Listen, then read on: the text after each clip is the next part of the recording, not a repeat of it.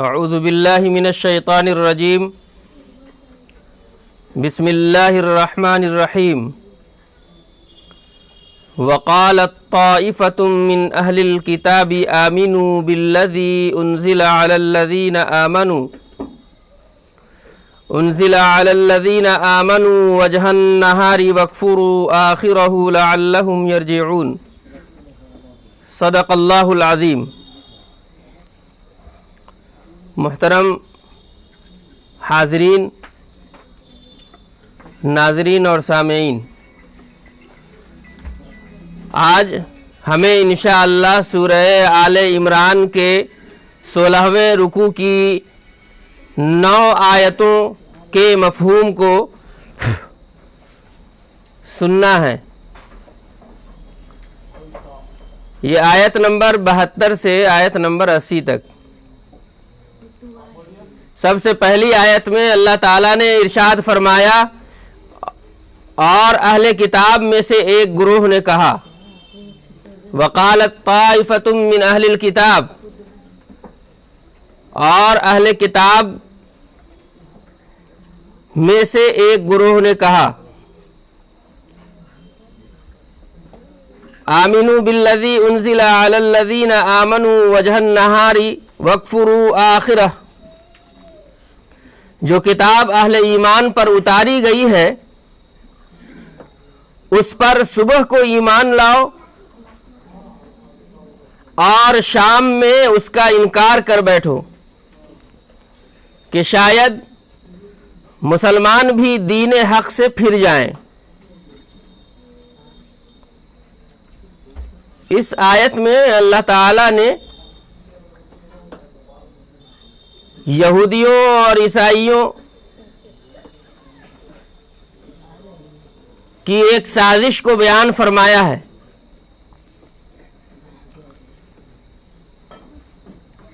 یہ منافقت کر رہے ہیں مسلمانوں کے ساتھ، آپ صلی اللہ علیہ وسلم کے ساتھ، انہیں دھوکہ دے رہے ہیں، اور وہ یہ کہہ رہے ہیں کہ جب دن شروع ہو تو دن بھر ہم ان کے سامنے، مسلمانوں کے سامنے اس بات کا اظہار کریں گے کہ ہم مومن ہیں، ہم مسلم ہیں، ہم ایمان والے ہیں، ہم قرآن کو مانتے ہیں، رسول کی رسالت کو مانتے ہیں، اور جو یہ نبی کہتا ہے وہ سب چیز کو مانتے ہیں۔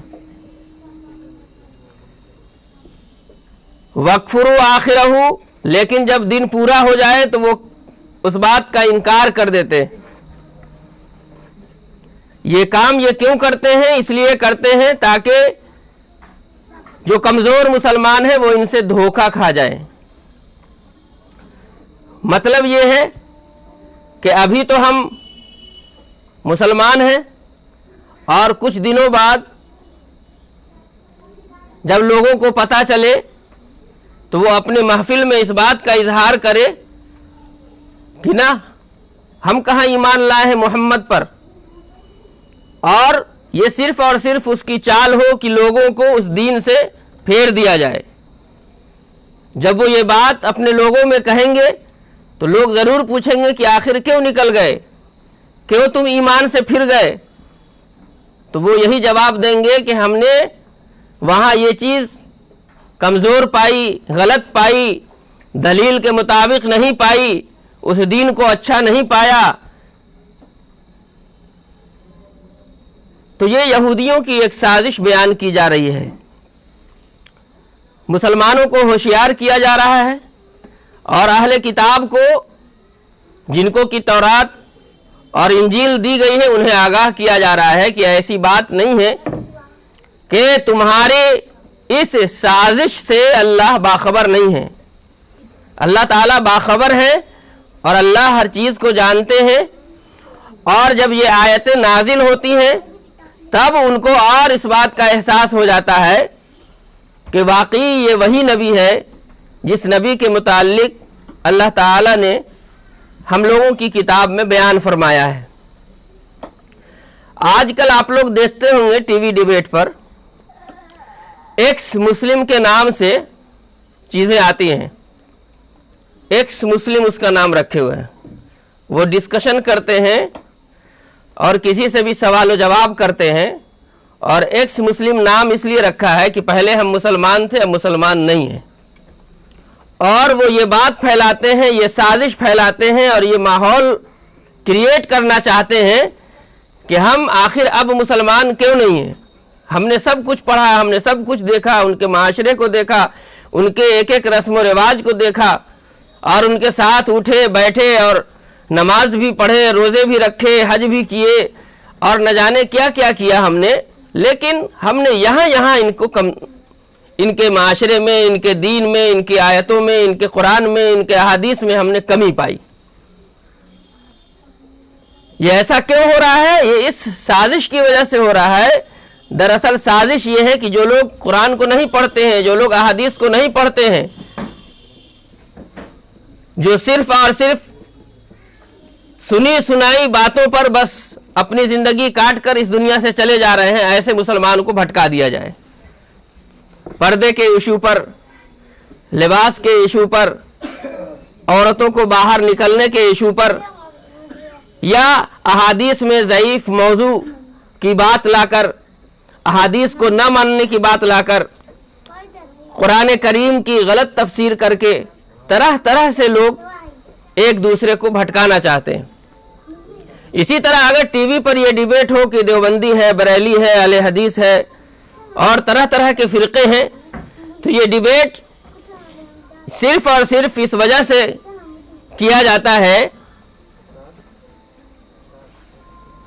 کہ جو سننے والے ہیں، جو پبلک ہے، ان کو بھڑکایا جائے اور ان کو شک میں مبتلا کیا جائے کہ ایسی بات نہیں ہے کہ آپ جس طرف جا رہے ہیں اور جس دین کو ماننے جا رہے ہیں وہاں سب کچھ ٹھیک چل رہا ہے، بلکہ وہ لوگ بٹے ہوئے ہیں، بہت فرقوں میں بٹے ہوئے ہیں، آپس میں لڑ رہے ہیں، ان کے یہاں بھی ذات برادری کی بات ہے۔ آپ لوگ یہ سمجھتے ہیں کہ وہ لوگ ایک ہیں، ایسی بات نہیں ہے۔ تو اگر ہم مسلمانوں میں سے یا ہم لوگوں کے اندر بھی اگر کوئی ایسی عادت ہے نفاق والی کہ ہم اگر کسی کے ساتھ ہیں تو اس کے سامنے کوئی اور بات کریں، اس کے سامنے کچھ اور اظہار کریں، لیکن جب پیچھے جائیں تو دوسری بات کا اظہار کریں، ایسا نہیں کرنا چاہیے۔ اور دوسری اہم نصیحت اس آیت سے یہ ہے کہ ہمیں کسی بھی طرح سے کسی سے دھوکہ کھانے کی ضرورت نہیں ہے، کسی بھی طرح کے شک اور شبہے میں مبتلا ہونے کی ضرورت نہیں ہے۔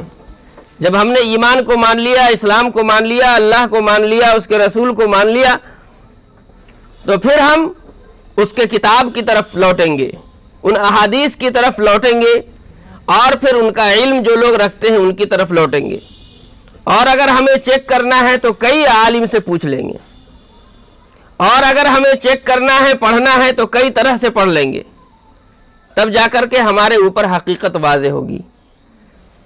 تو ان سب سازش سے اپنے آپ کو بچانا، اللہ تعالیٰ نے بھی رسول اکرم صلی اللہ علیہ وسلم کے زمانے میں جو مسلمان تھے، جو آپ صلی اللہ علیہ وسلم پر صحیح میں ایمان لائے تھے، ان لوگوں کو اپنے راستے پر جمے رہنے کی تلقین اس انداز میں کی کہ یہ اہل کتاب ہیں، ان کے پھیری میں نہ پڑو، یہ صبح میں کچھ کہتے ہیں اور شام میں کچھ کہتے ہیں، اور ان کا مقصد یہ ہے کہ لعلہم یرجعون، تاکہ جو لوگ صحیح راستے پر ہیں وہ بھی پھر انہی لوگوں میں شامل ہو جائیں۔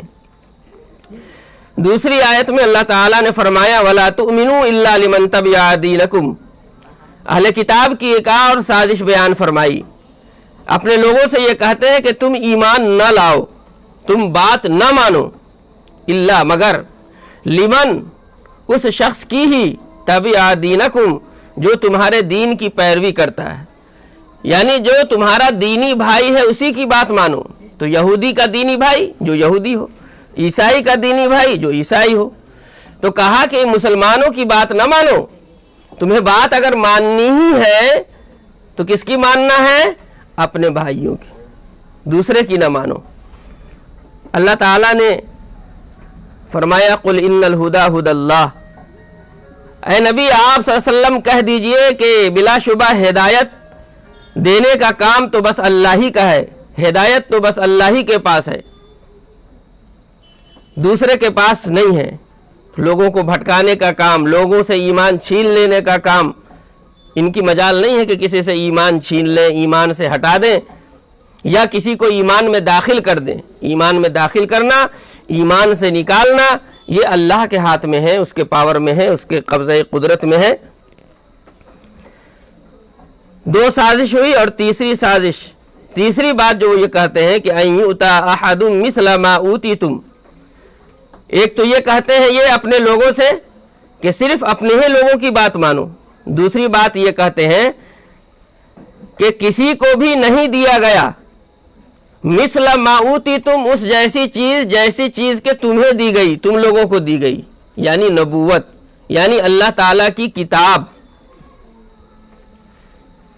किसी को नहीं दी गई। मतलब ये जो नबी है, ये जो मोहम्मद है, ये जो दावा करते हैं कि हम नबी हैं या और ये कुरान अल्लाह की किताब है, ऐसा हो ही नहीं सकता है। हमसे बढ़कर कौन हो सकता है? किताब तो हमारे यहाँ उतरी, अंबिया तो हमारी नस्ल में आए, ये कहाँ से आ गए? इसलिए बड़े हम हैं। और जब हम बड़े हैं, किताब हमारे पास है, नबी हमारे सिलसिले से चल रहे हैं और हमारे ही में नाजिल हो सकते हैं, उतर सकते हैं, तो फिर इनकी बात हमें क्यों माननी है? इस तरह से भटकाते हैं कि इन लोगों में कोई बड़ा नहीं है, बड़ा हमारे अंदर है, तो फिर उसकी तरफ क्यों जाते हैं, उसकी बात क्यों मानते हो? और तीसरी बात ये अपने लोगों को समझाते हैं, औ युहाज्जूकुम इंद रब्बिकुम, और तुम इस बात पर भी यकीन न करो, सबका कनेक्शन वाला तुमिनू से है, और इस बात पर भी यकीन न करो कि ये नबी अपने रब के पास तुम लोगों के सिलसिले में तुमसे झगड़ा करेंगे, लड़ाई करेंगे, अपनी दलील पेश करेंगे, हुज्जत पेश करेंगे। हुज्जत पेश करना क़यामत के दिन मतलब ये कि इन लोगों को सही तौर पर मालूम था कि हम नबी हैं, ये अल्लाह की किताब है, और बिल्कुल जान गए थे और जान बूझ करके ये ईमान नहीं ला रहे थे, और जानते बूझते ये दूसरे को भटका रहे थे। तो इनको ये बात पता न चले, इस नबी को न पता चले, ईमान वालों को पता न चले कि हम लोग जो ये साजिशें कर रहे हैं, ये बातें कर रहे हैं, ये हम लोग की आपस की बात है। अगर इनको पता चल गया तो वहाँ क़यामत के दिन ये कहेंगे कि हाँ, इनमें से तो फलां साथी ने हमारे सामने ये बात रखी थी। तो ये तीन बातें फरमाई। सबसे पहली तो ये कि इनकी साजिश ये है कि गलत तरीके से ईमान का इजहार करते हैं, सही मोमिन नहीं है बल्कि मुनाफिक हैं, तो आप इनके चाल में ना आइए। ये अपने लोगों से ये कहते हैं कि तुम्हें अगर बात मानना ही है तो सिर्फ अपने ही लोगों की बात मानो, और ये कहते हैं कि तुमको जो चीज़ें दी गई वो किसी और को नहीं दी जा सकती हैं, यानी नबूवत और किताब। और ये कहते हैं अपने लोगों से कि तुम्हारे खिलाफ अपने रब के पास, इनके पास कुछ नहीं है, कोई सबूत नहीं है कि वो अपनी हुज्जत वहाँ पर अपनी दलील पेश कर सकते हैं, अपना केस दायर कर सकते हैं। अल्लाह ताला ने कहा, कुल इन्नल फज़्ल बियदिल्लाह, ऐ नबी आप कह दीजिए कि बिलाशुबह फज़ल, मेहरबानी अल्लाह ही के हाथ में है। युतीही मन यशा, अल्लाह जिसे चाहते हैं अता फरमाते हैं। वल्लाहु वासिउन अलीम, और अल्लाह ताला निहायत ही वसी और इल्म वाले हैं। तो ये नबूवत का मिलना, कुरान का मिलना, हिदायत का मिलना, ये अल्लाह की मेहरबानी है, अल्लाह के हाथ में है। इसीलिए ऐसा नहीं है कि इन लोगों को अगर मिल गया है तो दूसरे को नहीं मिलेगा, ये बात झूठ है, गलत है, इस पर यकीन न करें। यख्तस्सु बिरहमतिही मन यशा, अल्लाह ताला ने और बयान फरमाया इस बात को कि अल्लाह ताला अपनी रहमत को जिसके साथ चाहते हैं ख़ास कर देते हैं। अल्लाह अपनी रहमत को जिसके साथ चाहते हैं ख़ास कर देते हैं। जिस तरह हज़रत ईसा अलैहिस्सलाम को नबी बनाया, हज़रत मूसा अलैहिस्सलाम को नबी बनाया, उन्हें किताबें अता की, उसी तरह अल्लाह की रहमत मोहम्मद मुस्तफ़ा सल्लल्लाहु अलैहि वसल्लम के साथ भी है कि इन्हें भी किताब अता की गई और इन्हें भी नबूवत अता की गई। वल्लाहु ज़ुल फ़ज़्लिल अज़ीम, और अल्लाह ताला बहुत ही ज़्यादा फ़ज़ल फरमाने वाले हैं और बहुत ही ज़्यादा बड़े हैं, अज़ीम हैं।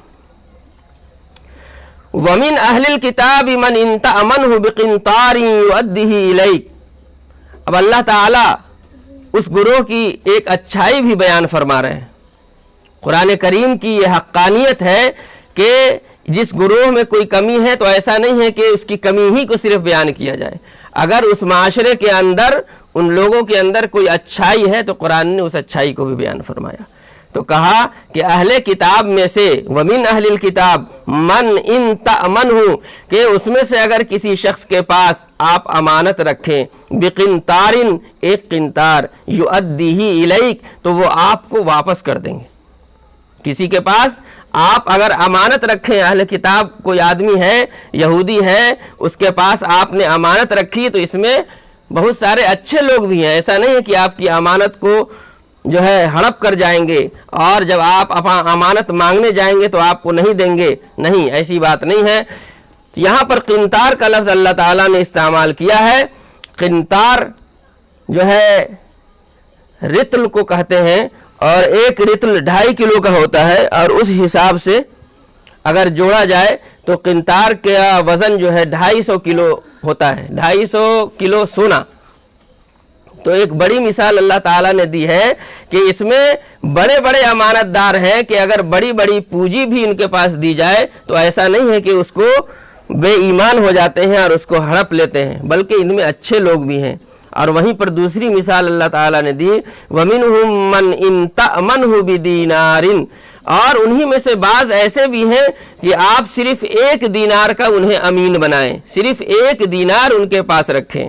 دینار ایک سکہ سونے کا, لیکن قنطار 250 کلو. کتنے سکے؟ بہت سکے ہو سکتے ہیں, اسی لیے قنطار ڈھیر کو بھی کہتے ہیں. تو اگر 250 کلو سونا ہے اور سونے کا سکہ ہے, اس کو ایک ڈھیر کی شکل ہو جائے گی. تو کہا کہ 1 دینار بھی اگر کسی کو دے تو ان میں ایسے لوگ بھی ہیں کہ لا یؤدیہ الیک کہ آپ کی امانت کو وہ واپس نہیں کریں گے. ایک تو ایسے لوگ ہیں, بڑے لوگ, فراخ دل لوگ, اچھے لوگ کہ بہت سارا مال بھی ان کو دیا تو واپس کر دیں گے, اور اس میں نہایت گھٹیا قسم کے بھی لوگ ہیں کہ 1 روپیہ بھی اگر ان کو دیجیے گا تو وہ بھی پچانا چاہیں گے. الا ما دمت علیہ قائما, ہاں وہ واپس کب کریں گے کہ آپ ان کے سر پر ہی کھڑے رہیں, ہمیشہ ہمیشہ تقاضا کریں, بار بار کریں اور ان کے یہاں چکر لگاتے رہیں. الا ما دمت علیہ قائما, بالکل ان کے سر پر ہی کھڑے ہو جائیں, لگاتار آپ ان سے مانگیں, تب جا کر کے ہو سکتا ہے کہ وہ واپس کر دیں. ذالک بانہم قالوا لیس علینا فی الامیین سبیل, ایسا یہ کیوں کرتے ہیں؟ ایسا یہ اس وجہ سے کرتے ہیں, وہ یہ کہتے ہیں کہ امیین کے سلسلے میں اور ان کے مال کے سلسلے میں, یعنی ان کے مال کو ہڑپ کرنے کے سلسلے میں, ان کی امانت کو پچا لینے کے سلسلے میں ہمارے اوپر کوئی گناہ نہیں ہے. یہ انہوں نے اپنا عقیدہ بنا لیا, اپنا نظریہ بنا لیا اہل کتاب نے جیسا, لیکن یہ کہ اللہ تعالیٰ نے ایسا حکم نازل نہیں فرمایا تھا. ان لوگوں نے اپنے طور پر یہ نظریہ اختیار کر لیا. جس طرح تورات ہے اسی طرح تالمود بھی ہے ان کی کتاب, اس کے اندر احکام شریعت کو کھول کھول کر کے بیان کیا گیا ہے ایک ایک چیز کو. تو تالمود کے اندر ان کے یہاں یہ بات پائی جاتی ہے کہ اگر کوئی آدمی یہودی نہیں ہے, یہودی نہیں ہے, غیر یہودی ہے, تو ان کے ساتھ ہر طرح کا عمل کرنا اور ہر طرح کا تعلق قائم کرنا یہ جائز ہے.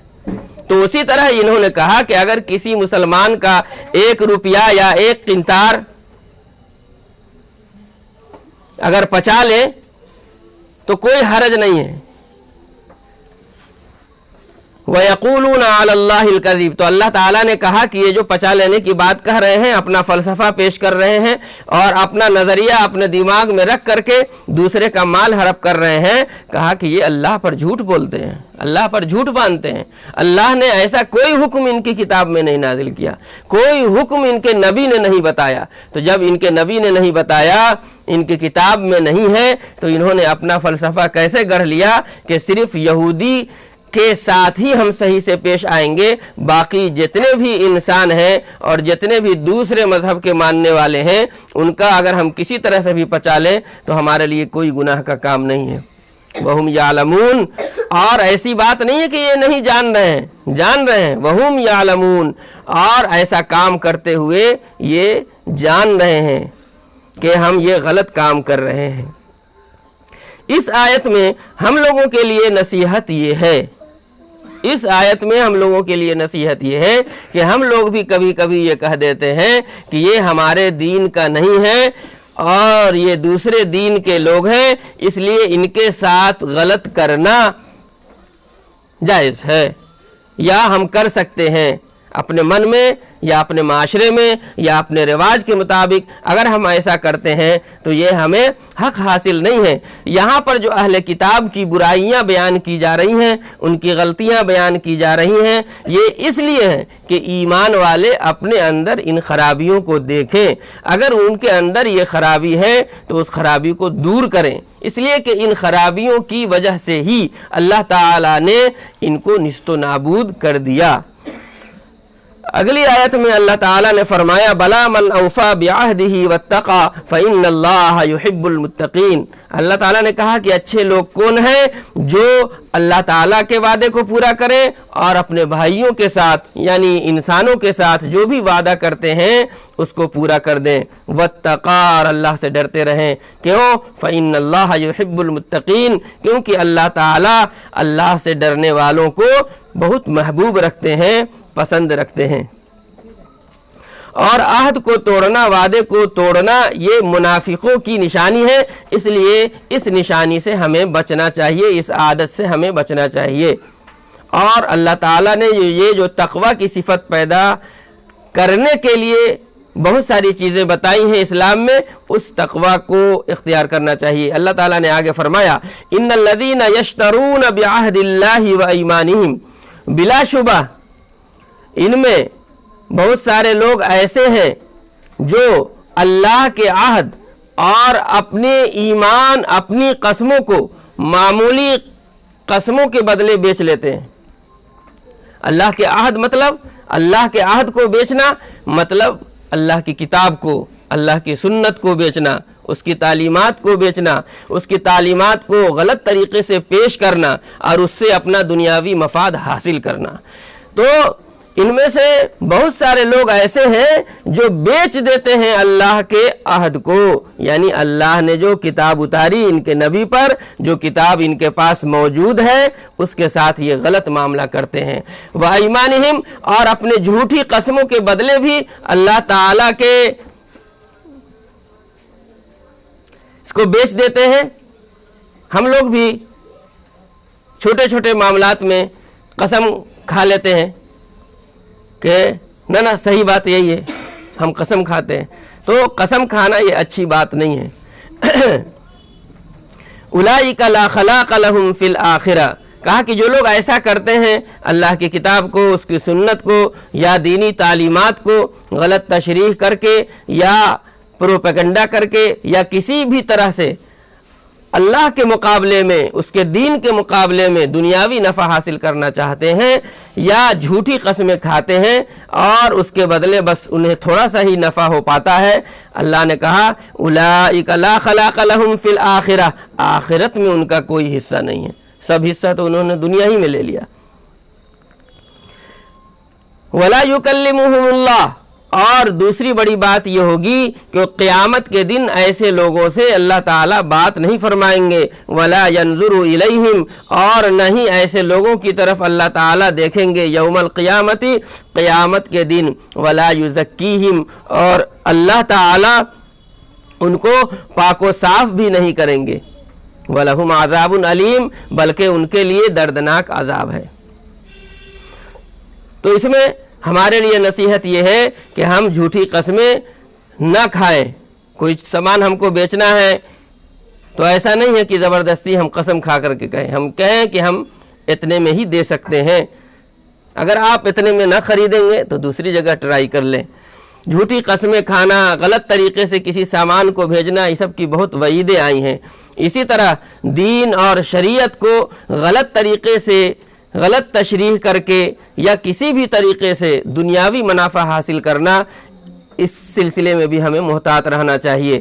اس لیے کہ اللہ تعالیٰ نے یہاں کہا آخرت میں اس کو کچھ نہیں ملے گا، اللہ تعالیٰ بات نہیں کریں گے، اس کی طرف دیکھیں گے نہیں، اور دردناک عذاب ہوگا۔ اللہ تعالیٰ نے آگے فرمایا وَإِنَّ مِنْهُمْ لَفَرِيقًا يَلْوُونَ أَلْسِنَتَهُمْ بِالْكِتَابِ، اور انہی اہل کتاب میں بہت سارے ایسے لوگ ہیں، ایک ایسا گروہ ہے یلوون السنتہم، اپنے زبان کو مروڑتے ہیں، بالکتابی، کتاب کے ساتھ، یعنی کتاب کو جب وہ پڑھتے ہیں تو زبان کا اسٹائل ایسے بناتے ہیں کہ لفظ کچھ ہے نکلتا کچھ ہے. لِتَحْسَبُوهُ مِنَ الْكِتاب، ایسا وہ کیوں کرتے ہیں؟ تاکہ ان کے سامنے والے یہ سمجھیں کہ ہاں یہ صحیح میں قرآن پڑھ رہا ہے، ہاں یہ صحیح میں تورات پڑھ رہا ہے، ہاں یہ صحیح میں انجیل ہی پڑھ رہا ہے. اب قرآن کے اسٹائل میں کوئی آدمی عربی کا کوئی جملہ ہی پڑھتا جائے اور سامنے والے جو نہیں جاننے والے ہیں، جاہل ہیں، وہ یہ سمجھے کہ ہاں قرآن ہی پڑھا، اور پھر اس کا ترجمہ بھی آپ کو پڑھ کر کے سنا دے. تو اللہ تعالیٰ نے کہا کہ اہل کتاب میں بہت سارے ایسے لوگ ہیں جو اپنے زبان کو اس طرح سے موڑ کر کے کتاب کو پڑھتے ہیں. کیوں؟ لِتَحْسَبُوهُ مِنَ الْكِتاب، تاکہ یہ جتنے لوگ ہیں وہ اس چیز کو، اس بیان کو، اس پڑھنے کو کتاب سمجھیں. وَمَا هُوَ مِنَ الْكِتاب، جبکہ صحیح بات یہ ہے کہ وہ کتاب کا سینٹنس ہی نہیں ہے. وَيَقُولُونَ هُوَ مِنْ عِنْدِ اللَّهِ، ایک تو اس طرح سے دھوکہ دیا کہ خود آدمی دھوکہ کھا جائے. اگر خود سے نہیں کھا رہا ہے تو اس کو کہتے ہیں، کہہ کر کے دھوکہ دیتے ہیں کہ ارے ہم نے جو یہ کہا ہے یہ اللہ کی کتاب میں ہے. وَيَقُولُونَ هُوَ، یہ چیز مِنْ عِنْدِ اللَّهِ، اللہ کے پاس سے ہے. وَمَا هُوَ مِنْ عِنْدِ اللَّهِ، جبکہ اللہ کے پاس سے وہ چیز نہیں ہے، اللہ کا کلام وہ نہیں ہے. وَيَقُولُونَ عَلَى اللَّهِ الْكَذِبَ، حق بات یہ ہے، سچ بات یہ ہے کہ یہ لوگ اللہ پر جھوٹ باندھتے ہیں. وَهُمْ يَعْلَمُونَ، اور حالت یہ ہے کہ وہ لوگ اس چیز کو جان رہے ہیں. یعنی جانتے بوجھتے کتاب کو ایسے اسٹائل میں پڑھنا، یا اس کے الفاظ کو بدلنا، یا اس کے معنی کو بدل کر کے پیش کرنا، یہ غلط بات ہے. کچھ الفاظ ہیں جو بتائے گئے ہیں، جیسے ان کو کہا گیا حتہ بولنے کے لیے تو وہ ہنتا بولتے ہیں. ان کو کہا گیا کہ بولیے انظرنا تو بولتے ہیں رائنا. ان کو کہا گیا اتانا بولیے تو وہ بولتے ہیں آسینا. اسی طرح وہ جو سلام کرتے تھے تو کہتے تھے السلام علیکم کے بجائے السلام علیکم. تو اس طرح سے الفاظ کو بدل کر کے وہ کتاب کو چینج کرنا چاہتے ہیں، شریعت کو بدلنا چاہتے ہیں، یا شریعت میں دوسرا معنی داخل کر کے اپنی منمانی بات ان لوگوں کے سامنے پیش کر کے دین سے بھٹکانا چاہتے ہیں. یہاں پر جتنی بھی باتیں ابھی ہو رہی ہیں یہ سب اس کا ادیش، اس کا مقصد یہ ہے کہ ان کو کس طرح سے دین سے بھٹکا دیا جائے. آگے کی آیت ہے، اللہ تعالیٰ نے فرمایا ما کان لبشر ان یؤتیہ اللہ الکتاب والحکم والنبوہ، کہ کسی بھی انسان کے لیے جس کو کہ اللہ نے کتاب دیا، حکم دیا اور نبوت دی، ثم یقول للناس کونوا عبادا لی، ان تینوں چیزوں کے ملنے کے بعد وہ شخص یہ نہیں کہہ سکتا لوگوں سے کیا، کونو عبادہ، کہ تم ہو جاؤ عبادہ لی، میرے بندے، میری عبادت کرنے والے. یعنی اپنے آپ کو وہ معبود نہیں کہتا. من دون اللہ، اللہ کے مقابلے میں. ولیکن کونو ربانیین، لیکن وہ لوگ کہتے ہیں کہ ربانی بن جاؤ، رب کے بن جاؤ، رب کے ہو جاؤ. بما کنتم تعلمون الکتاب، کس حساب سے اللہ کے ہو جاؤ؟ ان چیزوں کی وجہ سے جس کو کہ تم کتاب کے ذریعے سے سیکھتے ہو. یعنی جو بات کتاب میں ہے، جو اصول کتاب میں ہے، جو ہدایات کتاب میں ہے، ان کے مطابق تم اپنے آپ کو اللہ والا بنا لو. یہ کہتے ہیں وہ لوگ. وَبِمَا كُنْتُمْ تَدْرُسُونَ، اور کس چیز کے ذریعے سے ربانی بن جاؤ؟ ان چیزوں کی وجہ سے جن کو کہ تم پڑھتے ہو. یہ رسول اکرم صلی اللہ علیہ وسلم کے بارے میں بتایا جا رہا ہے کہ ان لوگوں کا جو یہ اعتراض ہے کہ یہ نبی بہکی باتیں کرتا ہے، غلط باتیں کرتا ہے، یہ اللہ کا کلام نہیں ہے، یہ نبی نہیں ہے، تو اللہ تعالیٰ نے یہاں پر 3 چیزوں کا تذکرہ فرمایا کہ جس آدمی کو کتاب بھی دیا جائے، جس آدمی کو حکم بھی دیا جائے، اور جس آدمی کو نبوت بھی دیا جائے، وہ ایسی بات کبھی بھی نہیں کہے گا کہ ہماری عبادت کرو. اہل کتاب میں سے کچھ لوگ تھے جو یہ کہتے تھے کہ عیسیٰ علیہ السلام ہی رب ہے اور انہی کی بندگی کر رہے ہیں، یا عیسیٰ علیہ السلام اللہ کے بندے ہیں اس لیے ان کو پوجا، ان کی عبادت کی. تو اللہ تعالیٰ نے فرمایا کہ یہ عیسیٰ پر تہمت باندھنا ہے. اسی طرح محمد بھی ایسا نہیں کہہ سکتے ہیں کہ تم ہماری عبادت کرو. تو کتاب تو آپ لوگ سمجھ گئے، اور حکم جو ہے حکمت سے ہے، یعنی قوت فیصلہ اللہ تعالیٰ انبیاء کرام کو دیتے ہیں کہ کس وقت کس طرح کا فیصلہ لینا ہے، ڈیسیزن لینا ہے، اور انہی میں سے تھوڑا بہت عام انسانوں کو بھی مل جاتا ہے۔ تو قوت فیصلہ، اسی طرح حکم سے حکمت بھی مراد ہے، اور اسی طرح حکم سے حکومت بھی مراد ہے۔ اللہ تعالیٰ انبیاء کو حکومت بھی دیتے ہیں، انبیاء کرام کو حکمت بھی دیتے ہیں، انبیاء کرام کو بر وقت فیصلہ کرنے کی صلاحیت بھی دیتے ہیں۔ تو یہ تمام چیزیں ہوں، کتاب بھی ہو اور اللہ کی طرف سے وہ نبی بھی بنا دیا گیا ہو، پھر وہ کبھی بھی یہ نہیں کرے گا کہ میری عبادت کرو، بلکہ وہ یہ چاہے گا کہ جتنے بھی لوگ ہیں میرے معاشرے کے، وہ اللہ کے بندے بن جائیں۔ اسی طرح اللہ نے کہا کہ وَلَا يَأْمُرَكُمْ أَن تَتَّخِذُوا الْمَلَائِكَةَ وَالنَّبِيِّينَ أَرْبَابًا، اور وہ نبی یا وہ شخص جس کو کہ اللہ تعالیٰ نے یہ تمام چیزیں دی ہیں، کبھی بھی حکم نہیں دے گا کہ ان تتخذوا الملائکہ، کہ ملائکہ کو بنا لو، والنبیین، اور نبی کو بنا لو، اربابا، اللہ کے مقابلے میں رب۔ ملائکہ کو مانتے تھے، فرشتے کو مشرکین مانتے تھے، اللہ کی بیٹیاں، اس کی عبادت کرتے تھے۔ تو کہا کہ یہ غلط ہے، یہ نبی نہیں کہہ سکتا ایسا، تم لوگ کہاں سے کیسے پوجنے لگے، کیسے اس کو جو ہے سو معبود سمجھنے لگے اور اس کی پرستش کرنے لگے۔ والنبیین اربابا، اور نہ تو وہ یہ کہہ سکتے ہیں اور نہ اس بات کا حکم دیتے ہیں کہ نبیوں کو رب بنا لو، نبی کو بھی رب بنانے کا وہ یہ نہیں کہہ سکتے ہیں۔ جیسے عیسیٰ علیہ السلام کو لوگوں نے رب بنا لیا، ان کی عبادت کرنے لگے، ان کو پوجنے لگے، مریم علیہ السلام کو پوجنے لگے۔ اللہ تعالیٰ نے کہا کہ ایسا وہ یہ نہیں کر سکتے ہیں۔ اَیَأْمُرُکُم بِالْکُفْرِ بَعْدَ اِذْ أَنْتُم مُسْلِمُونَ، کیا وہ حکم دے گا تمہیں کفر کی اس کے بعد کہ تم سب کے سب مسلمان ہو گئے ہو؟ مسلمان ہونے کے بعد کوئی نبی یہ نہیں کہہ سکتا کہ آپ جو ہے سو کفر میں مبتلا ہو جائیں۔ یہ چند آیتیں تھیں جس کے اندر اہل کتاب کو مخاطب کر کے اللہ تعالیٰ نے بہت ساری باتیں بیان فرمائی ہیں۔ اس میں ہمارے لیے جو بھی اس آیت میں جو آخری آیت ہے اس میں ہمارے لیے نصیحت یہ ہے کہ کسی بھی چیز کو صحیح سمجھنے کے لیے ہمارے پاس کیا ہے؟ کتاب ہے اور پڑھنا ہے۔ جب تک کہ ہم پڑھیں گے نہیں تو حقیقی دین کو نہیں سمجھ سکتے۔ حقیقی دین کو سمجھنے کے لیے ہمیں پڑھنا ہے۔ درس کہتے ہیں کہ پڑھ کر کے اس کا اثر قبول کرنا، یہ درس ہے، درس کا مطلب۔ تو اللہ تعالیٰ نے کہا کہ اس میں نصیحت ہم لوگوں کے لیے یہی ہے کہ ہم لوگ پڑھیں، قرآن کریم کو پڑھیں، احادیث کو پڑھیں، اور جتنی بھی باتیں علماء نے لکھ رکھی ہے ان سب کو جب ہم پڑھیں گے، اس سے جڑیں گے، تب جا کر کے ہم اصل دین کو سمجھیں گے، اور بہت ساری باتیں جو غلط باتیں ہم لوگ کرتے ہیں ان سے ہم دور ہو جائیں گے۔